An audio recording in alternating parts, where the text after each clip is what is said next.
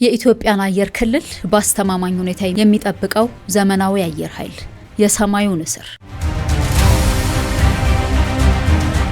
አየር ኃይል የአንድን ሀገር የአየር ክልል በንቃትና በተጠንቀቅ ከማንኛውም ጥቃት የመጠበቅ ኃላፊነት አለበት። ጥቃት የሚፈጸም ከሆነ አስፈላጊውን አጸፋዊ እርምጃ በመውሰድ ጥቃቱን ይቀለብሳል፣ ፈጥኖም በአነስተኛ ኪሳራ ያጠናቅቃል። ለዚህ ደግሞ ዘመኑን የዋጀና ዓለም የደረሰችበትን ወታደራዊ ቴክኖሎጂ የታጠቀ አየር ኃይል መገንባት ያስፈልጋል።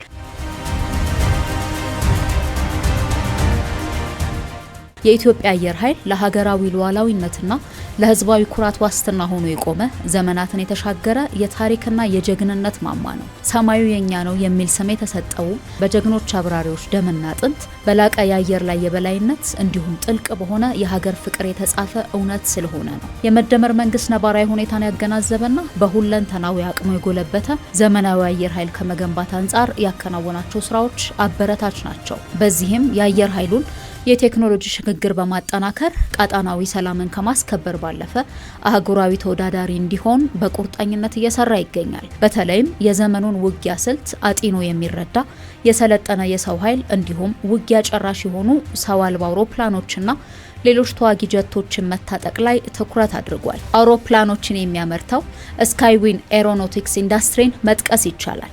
ዘርፈ ብዙ ችሎታ ያላቸው ሰው አልባ አውሮፕላኖችን በራስ አቅም በሀገር ውስጥ ባለሙያዎች ዲዛይን አድርጎ የማምረት አቅም መፍጠር ለኢትዮጵያ ትልቅ እመርታ ነው። ቴክኖሎጂው የጠላት እንቅስቃሴዎችን በቅጽበት ለመመከት ጥናት ለማድረግና ፈጣን ምላሽ ለመስጠት ከፍተኛ አስተዋጽኦ ያበረክታል። መሰል አቅምን ይበልጥ ማጠናከርም አየር ኃይል ዘመኑን የዋጀ ቴክኖሎጂን ለመታጠቅ የጀመረውን ጥረት ይበልጥ ለማሳለጥ ከፍተኛ ሚና አለው። በተለይም የዘመኑን ቴክኖሎጂ የሚረዳ የሰው ሀብት፣ ዘመናዊ ትጥቆችና የውጊያ መሰረተ ልማት ለማሟላት ከፍተኛ አስተዋጽኦ ይኖረዋል።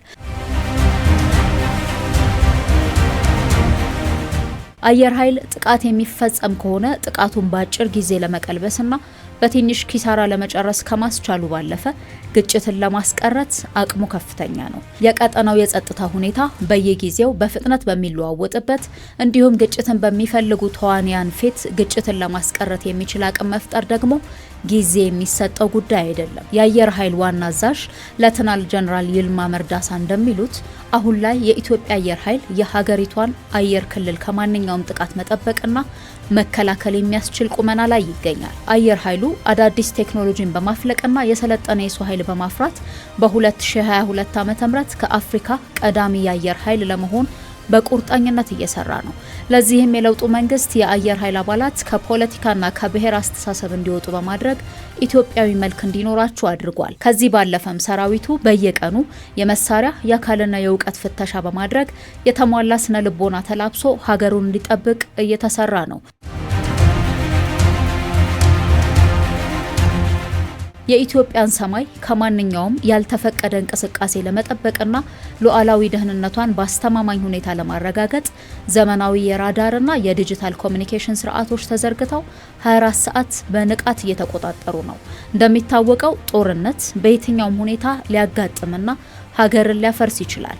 ይህንን ለማስቀረት እንዲሁም ከተጀመረ አሳጥሮ ለመጨረስ ደግሞ አስተማማኝ ዝግጅት ማድረግን ማጠናከር ያስፈልጋል።